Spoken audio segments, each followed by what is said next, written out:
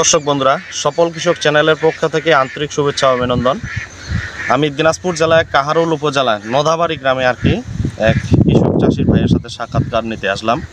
উনি ভুট্টা চাষাবাদ করছে। ভুট্টার জাত হচ্ছে MLA 55 এই MLA ভুট্টা চাষ করার পিছনে ওনার যে প্রথম অবস্থায় যেমন সমস্যা হয় ভুট্টার কাটুই পোকা, দ্বিতীয়ত মাজরা পোকা, উনি কিন্তু বেশ সুন্দর ভালো ভালো কোম্পানির স্প্রে করছে।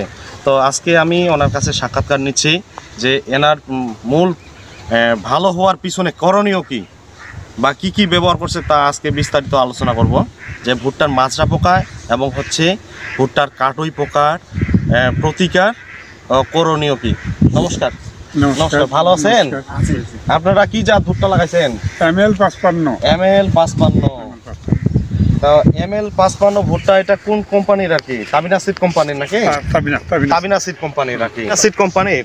তো এই তাবিনা সিড ভুট্টা যে লাগাইছেন, আপনার জার্মিনেশন ক্ষমতা খুবই ভালো।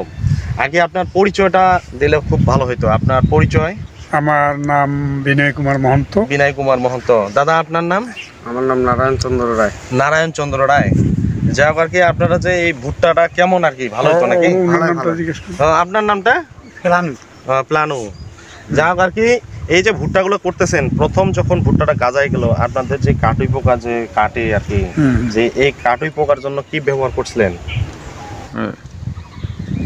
মাজরা পোকার যে ব্যবহার করছেন, মাজরা পোকার জন্য কি ব্যবহার করছিলেন মাজরা পোকা যখন 4 থেকে 5 পাতা হয় এই সময়? ভ্যানম করছি। ভ্যানম করছেন? হ্যাঁ। অটোভা করছি। অটোভা করছেন? হ্যাঁ। আর হলো এলিকা এলকো। যাক আপনার যে কাগজটা যে কোনো কোম্পানির লোক আসছিল, দেওয়ার পরে কিন্তু উনি প্রেসক্রিপশন করে দিছে।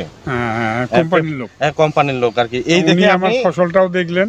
দেখার পরে ওই আপনার পাশে যে বাজার আছে, এই বাজারে আসে আপনি বীজগুলো সংগ্রহ করছেন মাজরা পোকার জন্য এবং আরেকটা পাশাপাশি যে আপনার প্রথম অবস্থায় যে ওই যে কাটুই পোকা কাটে কাচির মতো বা কোরানের মতো, এগুলা হলো নেশাচর প্রাণী এগুলা রাতেই কাটে কাটার পরেই আপনার কিন্তু গাছটা পড়ে যায়, মারা যায়, নষ্ট হয়ে যায় ফলনের ব্যাঘাত ঘটে যখন এই ঠলার মতো হয়।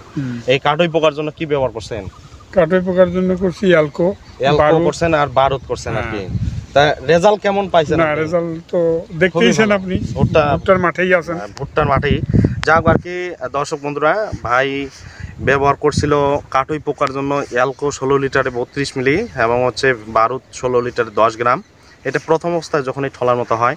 দ্বিতীয়ত যখন 4 থেকে 5 পাতা হয়, এই সময় কিন্তু মাজরা পোকার খুবই ব্যাপক আক্রমণ হয়।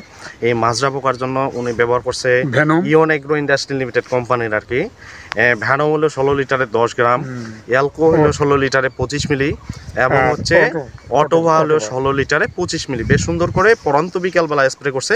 স্প্রে করার পর এই যে ভুট্টা যে আছে বর্তমান, এই যে ভুট্টার জার্মিনেশন ক্ষমতা, এই যে দেখেন প্রত্যেকটা ভুট্টায়, এই যে একটা ভুট্টায় অর্থাৎ 100%-এর মধ্যে 90% আপনার ভুট্টার জার্মিনেশন ক্ষমতা এবং ভুট্টা কিন্তু সম্পূর্ণ আছে।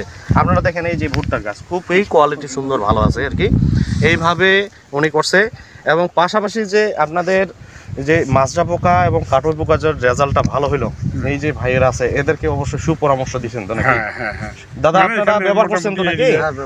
রেজাল্ট কেমন পাইছেন আপনারা? রেজাল্ট ভালো পাইছেন এবং আপনারা যে রেজাল্ট পাইলেন, আমাদের বাংলাদেশে সব এলাকায় কিন্তু কৃষি চাষ হয়, কিছু কিছু এলাকায় হয় না, 99% কিন্তু কৃষি চাষাবাদ হয়।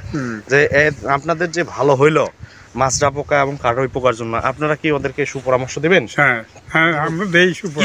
কি বলবেন যে আপনারা অবশ্যই আমার মতো করে মাজরা পোকার জন্য অটোভা, এলকো, বারুদ ব্যবহার করবেন, ইয়ন এগ্রো ইন্ডাস্ট্রি লিমিটেড কোম্পানি, এইভাবে বলবেন তো নাকি? ওইভাবে বলা মানে বলি দেই, জানে দেই পরিষ্কার করে যে এইভাবে দিলে পরে ফসল এরকম ভালো হবে। যাক ওনারা নতুন চাষি সবে মাত্র 2 থেকে 3 বছর হাল শুরু করছে। চাকরি করার পরেই ভাই তো করেই ওনার কাছেই পরামর্শ নেয়। আপনারা অবশ্যই এইভাবে করবেন। ধন্যবাদ আজকের মতো।